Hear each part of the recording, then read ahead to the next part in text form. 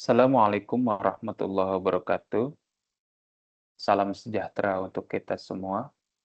Perkenalkan, saya Dede Anda, profesi sebagai konsultan cybersecurity governance. Pada kesempatan kali ini, saya akan berbagi pengalaman dalam pembahasan terkait threat intelligence sebagai kontrol baru dalam ISO IIC 27001 versi 2022. Dan bagaimana menjembatani dari sisi governance dengan operasional di cybersecurity. Berikut agenda presentasi yang akan saya jelaskan, mulai dari pertama dari latar belakang, selanjutnya posisi threat intelligence dalam ISO 27001 versi 2022, selanjutnya ada life cycle dan kaitannya dengan risk management, serta 4 kategori threat intelligence. Lalu saya akan mendemonstrasikan atau memberikan contoh langsung pencarian dari threat intelligence secara manual dan menggunakan tools. Selanjutnya ditutup dengan kesimpulan. Baiklah, dalam latar belakang ini ancaman cyber memang terus tumbuh ya, baik dari sisi frekuensi maupun kecanggihan, di mana zero day dieksploitasi dalam hitungan jam setelah dipublikasikan. Organisasi tidak bisa lagi bersifat reaktif, dibutuhkan threat intelligence untuk mengubah data mentah menjadi informasi yang bisa kita tindak lanjuti sebelum serangan itu terjadi. Memang dalam era sekarang ya, di zaman saat ini, banyak sekali proses yang berdampingan dengan teknologi. Nah, kita harus lebih hati-hati dan memang dibutuhkan proses preventif. Ini bagian penting sebelum revisi ke versi 2022 terkait ISO 27001, di mana threat intelligence sebelumnya adalah praktek teknis ya. Tidak ada kewajiban formal untuk mendokumentasikannya atau menstandarkannya ya di dalam organisasi. Nah, setelah ISO 27001 versi 2022, muncullah kontrol Annex 5.7 ya, yang menjadikan proses threat intelligence bagian resmi dari Annex A. Artinya, organisasi wajib punya proses yang relevan, insightful, kontekstual, dan actionable, di mana auditor bisa menilai buktinya ya, terkait implementasi proses tersebut ya. Jadi, uh, bisa dipertanggungjawabkan ya, bagaimana pembuktian dari proses threat intelligence di organisasi. Selanjutnya, threat intelligence life cycle terdiri dari 6 tahap ya. Yang pertama, threat intelligence requirement. Di sini menyelaraskan tujuan threat intelligence dengan kebutuhan bisnis dan manajemen risiko organisasi. Selanjutnya ada collection, mengumpulkan data ancaman ya dari berbagai media seperti blog, forum, komunitas, dan lain sebagainya. Selanjutnya ada processing, menstrukturkan dan memvalidasi data menjadi informasi akurat. Setelah itu masuk proses analisis, di mana menilai dampak dan prioritas risiko untuk pengambilan keputusan. Setelah proses analisis dilanjutkan dengan dissemination, di mana menyebarluaskan hasil analisis ke pemangku kepentingan.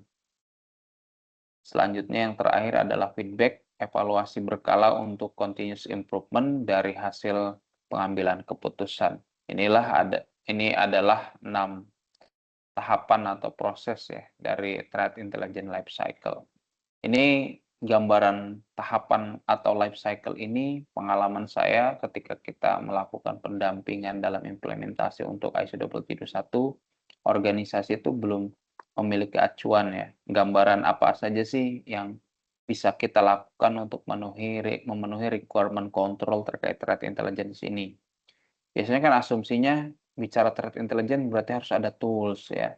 Tapi tidak menutup kemungkinan ketika kita belum memiliki tools yang mendukung, kita bisa melakukan tahapan-tahapan ini. Life cycle-nya kita jalankan dulu di dalam organisasi sebagai fondasi kita dalam, compensating control ya, sebelum improvement-nya menggunakan tools-tools yang memang saat ini sudah banyak ya, dipergunakan, seperti itu. Selain itu, life cycle threat intelligence ini juga terhubung erat dengan proses risk management, di mana identifikasi dan analisis risiko berdasarkan CIA terkait confidentiality, integrity, dan availability ya. Selanjutnya pengukuran risiko dari likelihood dan impact ya, serta pengendalian risiko dengan opsi yang memang dipersyaratkan di ISO 27001 itu ada terkait accept ya, avoid, control, dan transfer. Itu untuk pilihan pengendalian dari resiko. Nah, serta pemantauan berkala ketika proses treatment-nya. Hasil pemantauan inilah yang menjadi dasar ya pengumpulan dalam kategorisasi kasus threat intelligence. Jadi ketika threat intelligence sudah dijalankan, itu perlu adanya, trigger ya untuk menghubungkan dengan kepentingan di organisasi. Nah, jadi threat intelligence ini masih dalam bentuk ancaman. Nah, bagaimana trigger-nya? Yaitu perlu kita sambungkan dengan resiko, manajemen resiko di organisasi. Nah, ketika threat intelligence ini sudah diukur berdasarkan resiko dan levelnya itu sudah, akurat ya dalam manajemen risiko, nah itu kita perlu treatment-nya itu dari sisi resikonya. Jadi yang akan melakukan enforcement untuk mendukung atau memaintain prosesnya ini akan dilihat dari resiko ya, terhadap keamanan informasi di organisasi seperti itu. Jadi kaitan eratnya antara threat intelligence dan manajemen risiko. Ini adalah salah satu metodologi yang memang saya kembangkan ya dalam dengan rekan-rekan konsultan dalam pendampingan biasanya untuk praktek di lapangan seperti itu. Selanjutnya, threat intelligence dibagi menjadi 4 kategori ya dengan audiens berkala, di mana strategik untuk pemangku kepentingan bisnis, taktikal untuk tim keamanan teknis, teknikal yang fokus pada indikator dan kompromis, dan operasional yang memprediksi waktu dan sifat serangan mendatang. Nah, ini adalah kategori yang memang melekat ya dalam proses threat intelligence. Sebagai konsultan di area governance, risk and compliance ya, saya ingin menegaskan bahwa tools canggih saja tidak cukup ya untuk memenuhi Aneks 5.7 di ISO 27001, di mana biasanya auditor menilai proses ya, siapa yang bertanggung jawab, seberapa sering dijalankan, bagaimana hasil yang ditindaklanjuti, serta tanpa proses terdokumentasi, organisasi bisa saja non-conformant. Meski punya tools mahal ya, disinilah nilai tambah konsultan governance ya, untuk menjembatani bagaimana proses di area governance dengan operasional. Kita akan menerjemahkan kontrol yang memang abstrak ya di dalam standar, jadi kriteria audit yang konkret serta bisa dijalankan dari sisi operasional, seperti itu. Di sini penting untuk dipahami ya, bahwa threat intelligence tidak selalu dikerjakan secara manual ya. Dan banyak platform keamanan saat ini sudah mempunyai model threat intelligence bawaan ya. Di sini di kategori CM ada Splunk Enterprise Security ya. Dia sudah memiliki fitur threat intelligence, Microsoft Sentinel, dan IBM QRadar yang masing-masing terintegrasi dengan threat intel di feed-nya, seperti itu.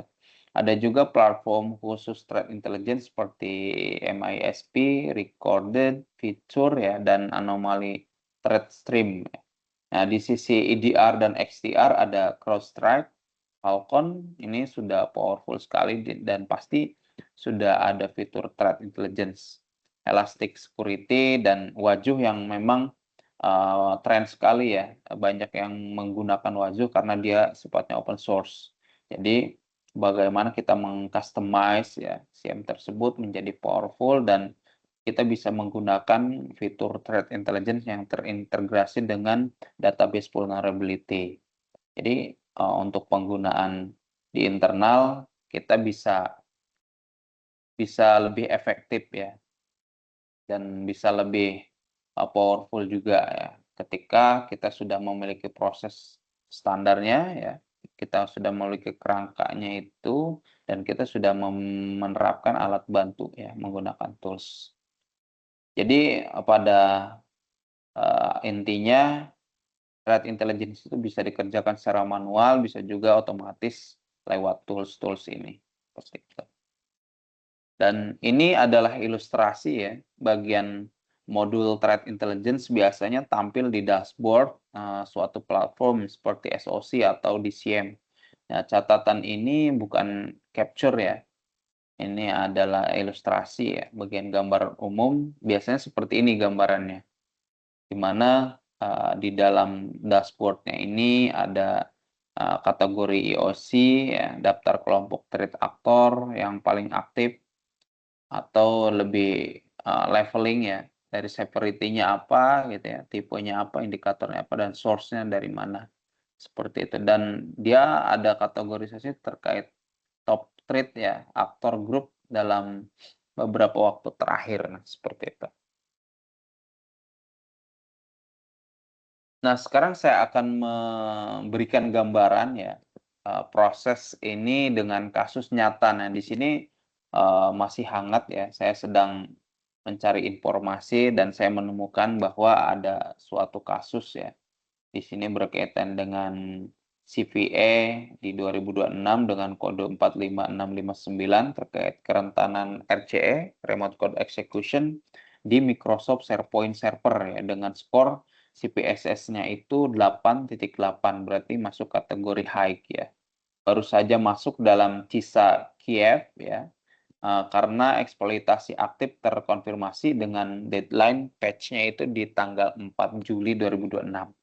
Untuk agensi federal AS, kasus ini pas ya untuk kita bahas dalam, contoh ya, untuk proses threat intelligence yang memang terdokumentasi seperti apa gitu ya. Di sini saya tunjukkan ya, di sini ada beberapa cara manual. Pertama itu kita bisa membuka nvd.nist.gov. Nah, kita bisa search saja ya, CVE yang memang kita fokuskan. Seperti yang tadi adalah di CVE 2026 dengan kode 45659. Nah, saya izin untuk, melakukan contohnya ya nanti ya, saya akan contohkan bagaimana kita men-search CVE tersebut dan skornya seperti apa dan deskripsinya seperti apa. Nah, nanti itu dalam post kita itu di tahap life cycle tadi kita masih information gathering ya. Kita, eee, mencari informasi dari kerentanan yang lebih spesifik, seperti itu. Kemudian nanti, kita telusuri beritanya dan informasi dari CISA ya, dan media keamanan lainnya untuk konteks eksploitasinya seperti apa ya. Nah, untuk semua catatan ini biasanya kita catat secara manual kalau memang proses threat intelligence-nya masih manual, dan ini kita masukkan ke, kertas kerja ya, itu biasanya tergantung kepada, masing-masing ya. Kita menulisnya seperti apa, yang jelas dari hasil informasi kita dapatkan, kita tuangkan ke dalam kertas kerja, seperti itu.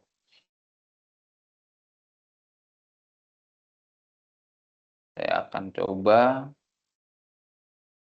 untuk share screen kembali, di mana saya akan tampilkan tadi ya,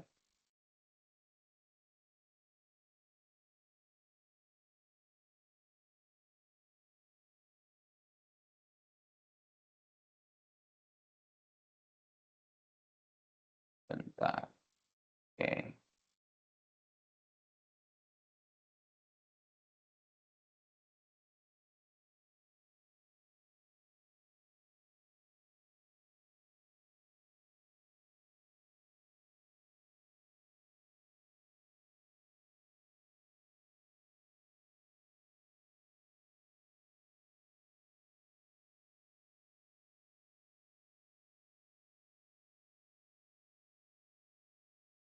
Ya, di sini kita sudah masuk ke salah satu, eee, website ya, npd.nec.go. Kita akan search, tampilan search ini kita cari vulnerability. Nah, ketika kita fokus pada, suatu vulnerability yang sedang kita cek dengan tadi, kodenya itu 45659, kita akan tulis di sini CVE 2026, kodenya itu tadi 45659, 45659.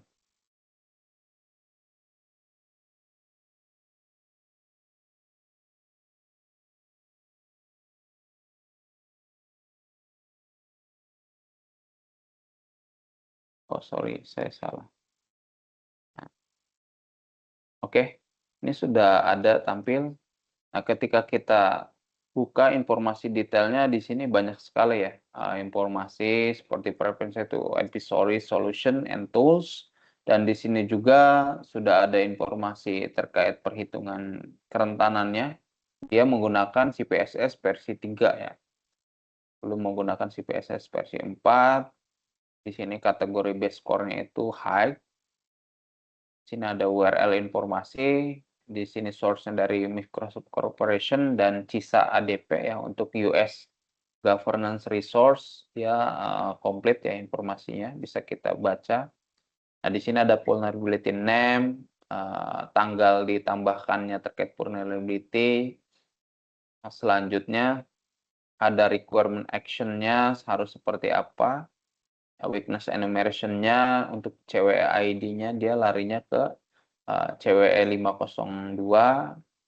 Nah, di sini ada, banyak ya informasi-informasi, kita bisa buka ya di sini terkait informasi yang, ingin kita lihat ya. Misalkan kita ingin lihat dari sisi website untuk Microsoft-nya, informasi dari Microsoft-nya langsung, kita tinggal klik, nah nanti akan diarahkan ke portal Microsoft ya.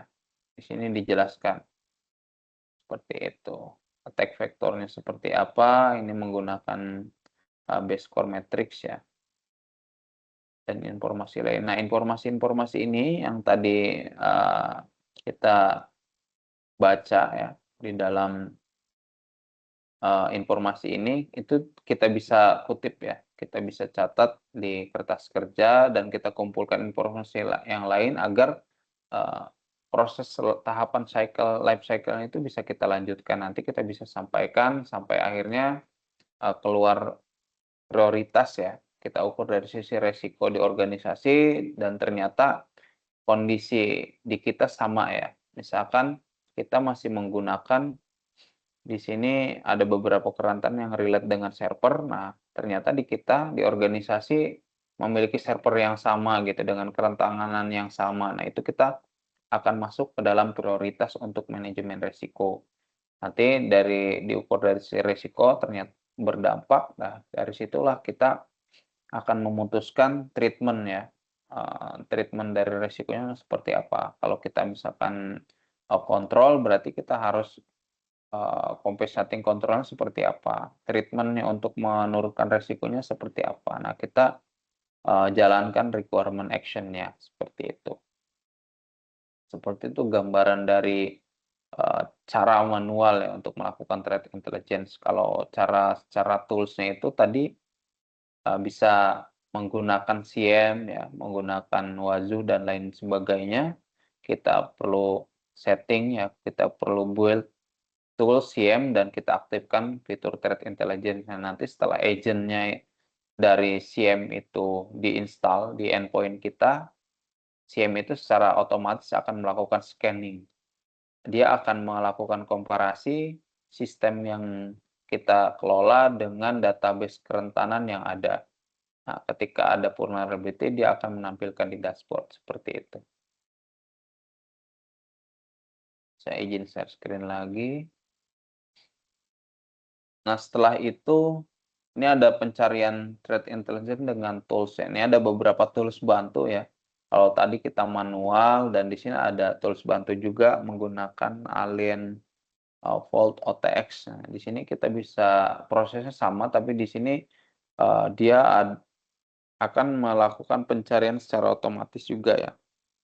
Dan ada juga menggunakan virus total. Nah, itu ketika kita sudah menemukan source-nya, misalkan ada IP address, ada file yang mencurigakan, nah itu kita bisa search juga ya di virus total, seperti itu. Ada Threadfox juga dan banyak lagi ya untuk tools-tools yang lain.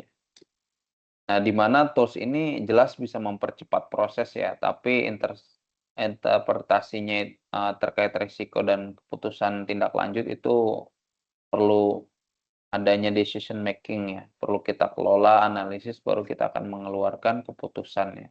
Di mana peran di sini yang untuk pengambilan keputusan dan dari sisi governance-nya itu berkaitan dengan Annex 5.7 terkait threat intelligence dikontrol ISO 27001 versi 2022.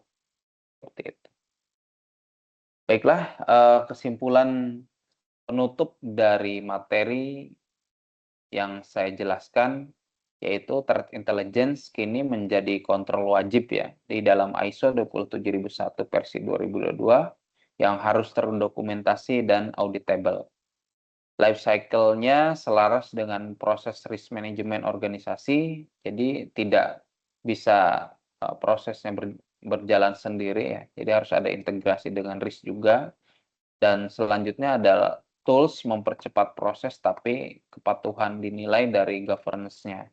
Organisasi perlu menetapkan peran, frekuensi, dan mekanisme feedback yang jelas agar Annex 5.7 terkait threat intelligence di dalam ISO 27001 versi 2022 bisa dibuktikan saat audit. Demikian informasi yang saya sampaikan, semoga membantu dan terima kasih. Salam sejahtera untuk kita semua.